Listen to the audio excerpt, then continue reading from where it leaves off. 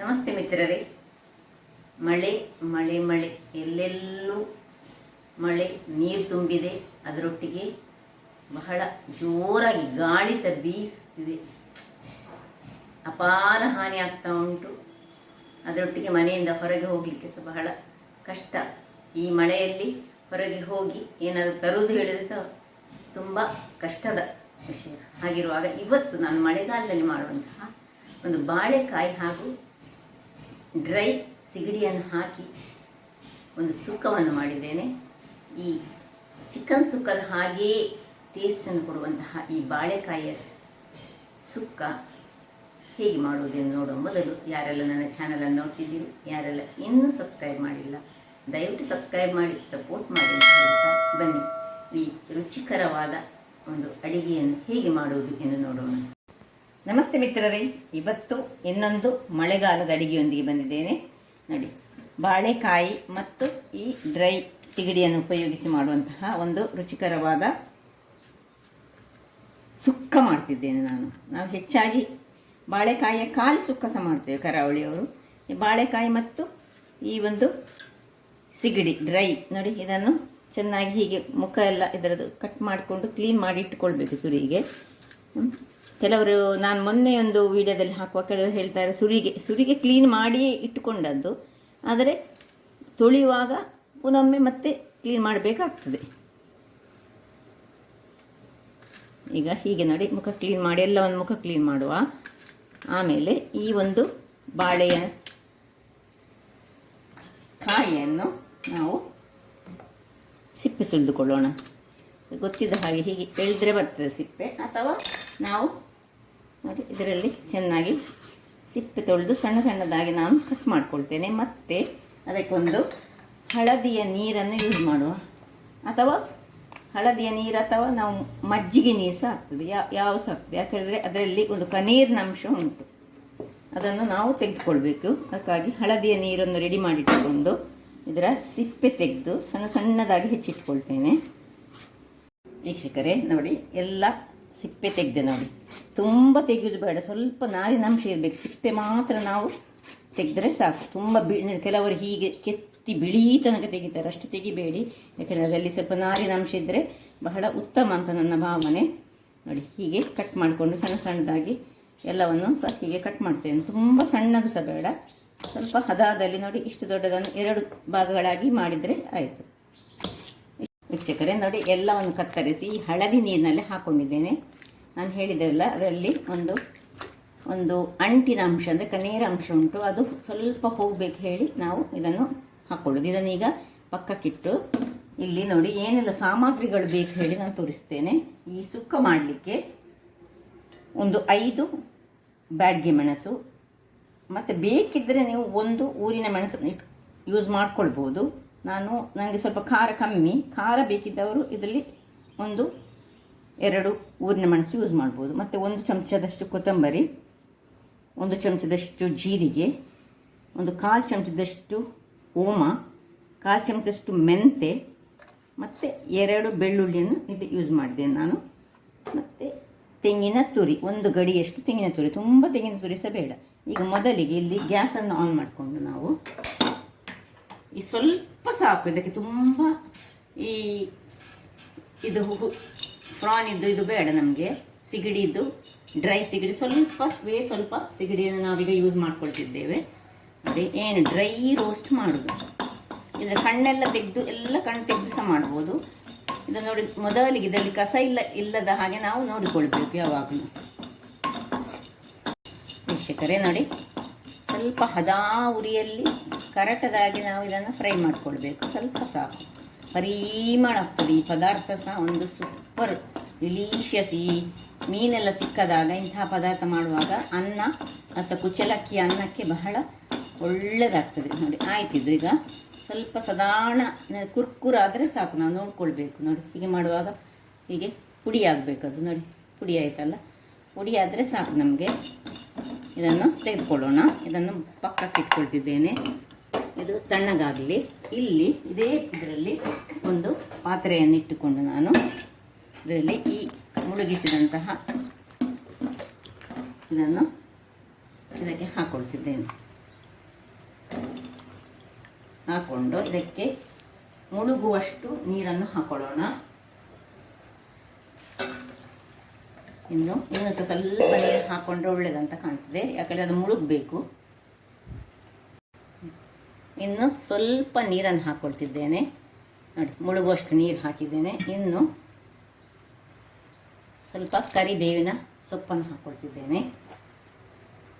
ಇನ್ನು ಒಂದು ಅರ್ಧ ಚಮಚದಷ್ಟು ಹಳದಿಯ ಪುಡಿಯನ್ನು ಹಾಕ್ಕೊಂಡು ಮುಚ್ಚಳವನ್ನು ಮುಚ್ಚಿ ಬೇಯಿಸ್ಕೊಳ್ತೇನೆ.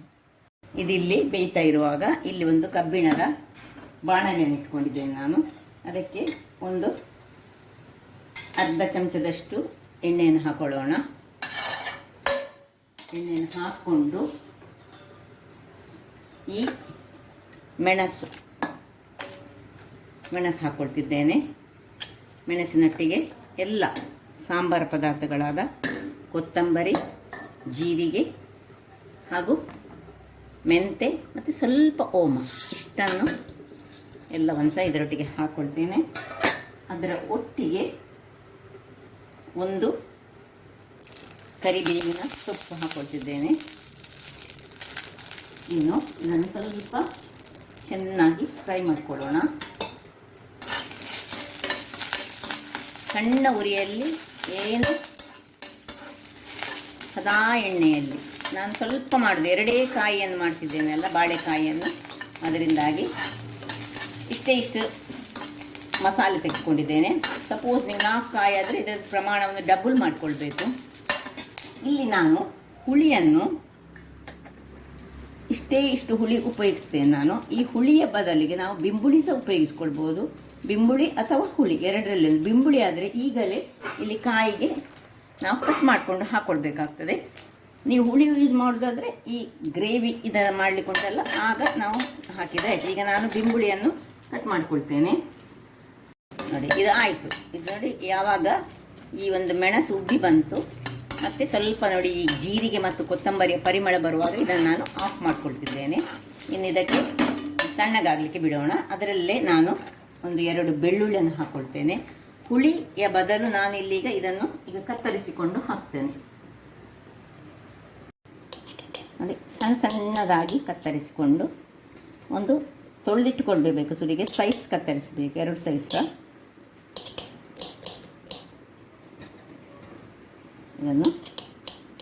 ಇದಕ್ಕೆ ಹಾಕ್ಕೊಳ್ತೇನೆ. ಇದರಲ್ಲಿ ಬೇಯಲಿ, ಒಂದು 4 ಆದರೂ ಹಾಕ್ಕೊಳ್ಬೇಕು.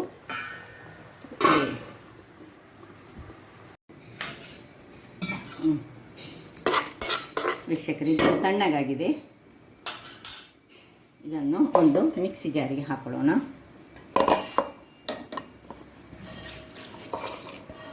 ಇದಕ್ಕೆ ಸಪೋಸ್ ನಿಮ್ಮ ಹತ್ರ ಬಿಂಬುಳಿ ಇಲ್ಲದ್ರೆ ಹುಳಿಯನ್ನು ಈ ಹೊತ್ತಿನಲ್ಲಿ ಹಾಕ್ಕೊಳ್ಬೇಕಾಗ್ತದೆ. ಚೂರು ಹುಳಿಯನ್ನು ಒಂದು 2 ಪೀನಟ್ ಗಾತ್ರದ ಹುಳಿ. ಸೊ ಇದಕ್ಕೆ ಈಗ ಸ್ವಲ್ಪ ಹಳದಿ ಹಾಕೊಳ್ಳೋಣ. ಸ್ವಲ್ಪ ಚೊಗರಂಶ ಇರುವುದರಿಂದಾಗಿ ಹಳದಿ ಅಗತ್ಯ ಉಂಟು. ಇವನ್ ಬೇಯುವಾಗ ಸಹ ಹಾಕ್ಕೊಂಡಿದ್ದೇನೆ ನಾನು. ಅದಕ್ಕೆ ಸ್ವಲ್ಪ ನೀರನ್ನು ಹಾಕ್ಕೊಂಡು ನಾನು ಒಳ್ಳೆ ಗ್ರೈಂಡ್ ಮಾಡಿ ತರ್ತೇನೆ. ವೀಕ್ಷಕರೇ, ಇಲ್ಲಿ ಮಸಾಲೆ ನೋಡಿ, ಒಳ್ಳೆ ಫೈನಾದ ಮಸಾಲೆ ನಮಗೆ ಇಲ್ಲಿಗ ರೆಡಿ ಆಯಿತು. ಇಲ್ಲಿ ನೋಡಿ, ನಾನು ತೋರಿಸ್ತೇನೆ ಇದನ್ನು ನೋಡಿ. ಇಷ್ಟು ಫೈನಾಗಿ ಬಾಳೆಕಾಯಿ ಸಹ ಬೆಂದಿತು. ಈಗ ಇದಕ್ಕೆ ನಾವು ಸ್ವಲ್ಪ ಉಪ್ಪನ್ನು ಹಾಕೊಳ್ಳೋಣ. ಉಪ್ಪನ್ನು ಹಾಕ್ಕೊಂಡು ಇದನ್ನು ಚೆನ್ನಾಗಿ ಒಮ್ಮೆ ತಿರುಗಿಸ್ಕೊಳ್ಳೋಣ. ಉರಿ ಸಣ್ಣದಿರಲಿ ಸಾಕು. ಇದು ಬೆಂದಿತ್ತು ನೋಡಿ, ಒಳ್ಳೆ ಬೆಂದಿದೆ. ಈಗ ಈ ಒಂದು ಮಸಾಲೆಯನ್ನು ಪಕ್ಕಕ್ಕಿಟ್ಟುಕೊಂಡು ನಾವು ಈ ಒಂದು ಫ್ರೈ ಮಾಡಿದಂತಹ ಇದನ್ನು ಚೆನ್ನಾಗಿ ಕ್ಲೀನ್ ಮಾಡಿಟ್ಕೊಳ್ಬೇಕು. ಇದನ್ನು ಸ್ವಲ್ಪ ನೀರಿನಲ್ಲಿ ಹಾಕೊಳ್ಳೋಣ. ಇದರ ಹುಡಿ ಎಲ್ಲ ಇರ್ತದೆ, ಎಲ್ಲ ಇಡೀಗಳನ್ನೇ ನಾವು ಚೆನ್ನಾಗಿ ಕ್ಲೀನ್ ಮಾಡಿಕೊಂಡೇ ಹಾಕ್ಕೊಳ್ಬೇಕು. ಇಲ್ಲದಿದ್ದರೆ ಹೊಟ್ಟೆ ಹಾಳಾಗುವ ಚಾನ್ಸಸ್ ಇರ್ತದೆ. ಎಷ್ಟು ಕ್ಲೀನ್ ಮಾಡಲಿಕ್ಕೆ ಆಗ್ತದೆ ಅಷ್ಟು ಕ್ಲೀನ್ ಮಾಡ್ಕೊಳ್ಳೋಣ. ವೀಕ್ಷಕರೇ, ಇಲ್ಲಿ ನೋಡಿ, ಈಗ ಇದು ಬೆಂದಿದೆ. ಈಗ ಇದಕ್ಕೆ ನಾವು ಈ ಸಿಗಡಿಯನ್ನು ಹಾಕುವ ಮೊದಲು ಈ ಸಿಗಡಿಯನ್ನು ನಾನು 2 ಸತಿ ತೊಳೆದೆ. ಈಗ ಹೀಗೆ ಹಾಕಿಟ್ಕೊಂಡಿದ್ದೇನೆ ನೀರಿನಲ್ಲಿ. ನಿಮ್ಮ ಮನೆಯಲ್ಲಿ ಯಾರಾದರೂ ವೆಜಿಟೇರಿಯನ್ಸ್ ಅಂದರೆ ಈ ಸಿಗಡಿ ಎಲ್ಲ ತಿನ್ನದವರು ಇದ್ದರೆ ಸ್ವಲ್ಪ ಇದನ್ನು ನೀವು ತೆಗೆದಿಟ್ಟುಕೊಂಡು ಇದರದ್ದು ಯಾವ ಮಸಾಲೆ ನಾವು ಮಾಡಿದ್ದೇವೆ ಆ ಮಸಾಲೆಯನ್ನೇ ಯೂಸ್ ಮಾಡ್ಕೊಳ್ಬೋದು. ನೋಡಿ ಇಷ್ಟು ಸ್ವಲ್ಪ ನೀರು ಮತ್ತು ಇದು ಇಲ್ಲಿ ನೋಡಿ ಇಷ್ಟನ್ನು ನಾನು ತೆಗೆದುಕೊಳ್ತಿದ್ದೇನೆ.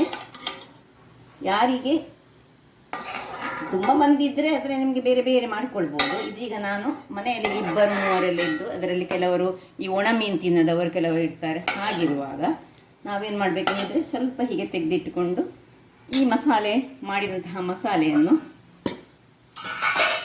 ಸ್ವಲ್ಪ ಇದಕ್ಕೆ ಹಾಕ್ಕೊಳ್ಬೋದು. ಸ್ವಲ್ಪವೇ ಸ್ವಲ್ಪ ಮಸಾಲೆ ಇದಕ್ಕೆ ಹಾಕ್ಕೊಂಡು ಇಲ್ಲಿ ಈ ಹೊತ್ತಿನಲ್ಲಿ ಇದಕ್ಕೆ ಈ ಒಂದು ಒಣ ಸಿಗಡಿಯನ್ನು ಹೀಗೆ ನೋಡಿ ಚೆನ್ನಾಗಿ ಹಿಂಡಿಕೊಂಡು ಇದಕ್ಕೆ ಹಾಕೊಳ್ಳೋಣ. ಕ್ಲೀನ್ ಮಾಡಿಕೊಂಡು ಹಾಕ್ಕೊಳ್ಬೇಕು. ಕ್ಲೀನ್ ಮಾಡುವ ಕೆಲಸ ಯಾರು ಅಡುಗೆ ಮನೆಯಲ್ಲಿ ಮಾಡ್ತೀರಿ ಅಂಥವರ ಕೆಲಸ. ಇದನ್ನು ಚೆನ್ನಾಗಿ ಕ್ಲೀನ್ ಮಾಡಿಕೊಂಡು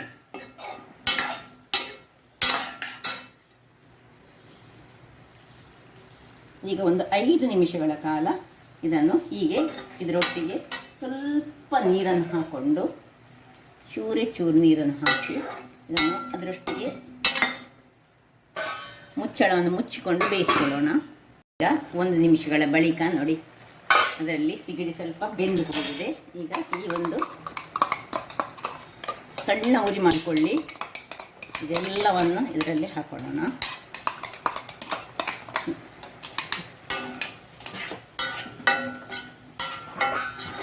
ಮಸಾಲೆ ಹಾಕಿ ಸ್ವಲ್ಪ ಹೊತ್ತು 1 ನಿಮಿಷ ಇಡೋಣ. ಇಲ್ಲಿ ನಾವು ಇದೇ ಒಂದು ಮಿಕ್ಸಿ ಜಾರ್ನಲ್ಲಿ ತೆಂಗಿನ ತುರಿ ಒಂದು ಸಾಧಾರಣ ಕೈಯಲ್ಲಿ 1-2 ಹಿಡಿಯಷ್ಟು ತೆಂಗಿನ ತುರಿ ಸಾಕು, ಅಷ್ಟು ಸಾಕು. ಇಷ್ಟನ್ನು ನೀವು ಇದರಲ್ಲಿ ಸ್ವಲ್ಪ ಹೆಚ್ಚು ತೆಗೆದುಕೊಂಡು ನಾವು ಸಪರೇಟಾಗಿ ಇಟ್ಟುಕೊಂಡಿದ್ದೇವೆ ಅದಕ್ಕೆ ಸಹ ಮಾಡ್ಕೊಳ್ಬೋದು. ಅದನ್ನು ನಾನು 2ಕ್ಕೆ ನಾನು ಈಗ ಮಾಡಿಕೊಳ್ತಿದ್ದೇನೆ. ಇದನ್ನು ಸ್ವಲ್ಪ ತರಿಯಾಗಿ ಗ್ರೈಂಡ್ ಮಾಡಿ ತರ್ತೇನೆ. ಇಲ್ಲಿ ನೋಡಿ ಇಷ್ಟು ತರಿಯಾಗಿ ಆಯಿತು. ಇನ್ನು ಬಾಯಿ ಓಪನ್ ಮಾಡ್ಕೊಳ್ಳೋದು. ಇದನ್ನು ಇದಕ್ಕೆ ಶಿಫ್ಟ್ ಮಾಡ್ಕೊಳ್ಳೋಣ. ಇದರಲ್ಲಿ ಸ್ವಲ್ಪ ನಾನು ವೆಜ್ಜಿಗೆ ಏನು ಬೇಕು ಅದಕ್ಕೆ ಇಟ್ಕೊಳ್ತೇನೆ. ಉಳಿದದ್ದು ಇದಕ್ಕೆ ಹಾಕ್ಕೊಂಡಿದ್ದೇನೆ.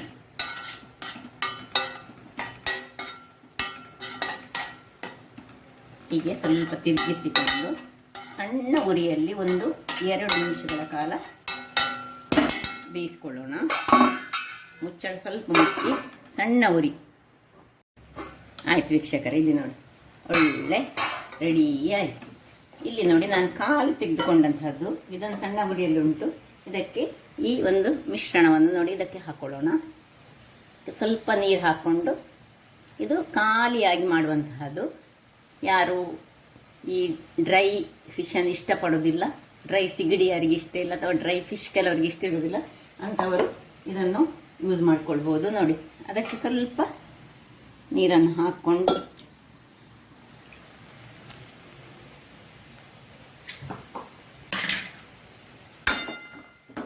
ಇದನ್ನು ಒಳ್ಳೆ ಸುಕ್ಕ ಮಾಡಿಕೊಳ್ಳೋದು. ಇದು ಡ್ರೈ ಫಿಶ್ ಹಾಕಿದಂತಹ ಸುಕ್ಕ ಆಯಿತು. ಇದು ರೆಡಿ ಆಯಿತು. ಅಲ್ಲಿ ವಿದೌಟ್ ಡ್ರೈ ಫಿಶ್ನ ಸುಕ್ಕ ಅದೇ ರೀತಿಗೆ ಬಹಳ ಪರಿಮಳಯುಕ್ತ ಆಗಿರ್ತದೆ. ಗಂಜಿಗಂತೂ ಬಹಳ ಹೇಳಿ ಮಾಡಿಸಿದಂತಹದ್ದು ರೆಡಿ ಆಯಿತು. ಆಫ್ ಮಾಡ್ಕೊಳ್ತಿದ್ದೇನೆ. ಇನ್ನು ಸರ್ವ್ ಮಾಡೋಣ ವೀಕ್ಷಕರೇ. ಈಗ ಸರ್ವಿಂಗ್ ಟೈಮ್ ನೋಡಿ. ಏನು ಚೆನ್ನಾಗಿ ಸುಕ್ಕ ಹೇಳಿದರೆ ಡ್ರೈ ಸಿಗಡಿಯ ಸುಕ್ಕ ಬಹಳ ರುಚಿಕರವಾಗಿ ಬರ್ತದೆ. ಪರಿಮಳ ಅಂತೂ ಸೂಪರ್ಬ್ ಆಗಿದೆ. ಹೊರಗೆ ಮಳೆ ಸಹ ಬರ್ತಾ ಉಂಟು. ಇಲ್ಲಿ ನೋಡಿ ಇನ್ನೊಂದು ನಮ್ಮದು ವೆಜ್ಜಿನವರಿಗೆ ಆಗುವಂಥದ್ದು ರೆಡಿ ಆಗ್ತಾ ಉಂಟು. ಸಣ್ಣ ಉರಿಯಲ್ಲಿ ಇಟ್ಕೊಂಡಿದ್ದೇನೆ ನಾನು ಅದನ್ನು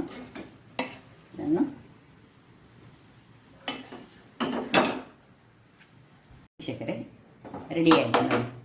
ಹಾಗಾದರೆ ನೋಡಿದ್ರಲ್ಲ, ಸುಲಭ ವಿಧಾನದಲ್ಲಿ ಈ ಮಳೆಗಾಲದಲ್ಲಿ 1-2 ಬಾಳೆಯ ಕಾಯಿ ಇದ್ದರೆ ಸಾಕು, ಒಂದು ಪರಿಮಳಯುಕ್ತವಾದ ಸುಕ್ಕವನ್ನು ಮಾಡ್ಬೋದಂತ. ಕರಾವಳಿಯವರಿಗೆ ಈ ಸುಕ್ಕದ ಬಗ್ಗೆ ಗೊತ್ತುಂಟು. ಯಾರಿಗೆಲ್ಲ ಗೊತ್ತಿಲ್ಲ ಅಂಥವರು ಈ ರೀತಿಯಾಗಿ ಮಾಡಿ ಬಹಳ ಸೊಗಸಾಗಿರ್ತದೆ.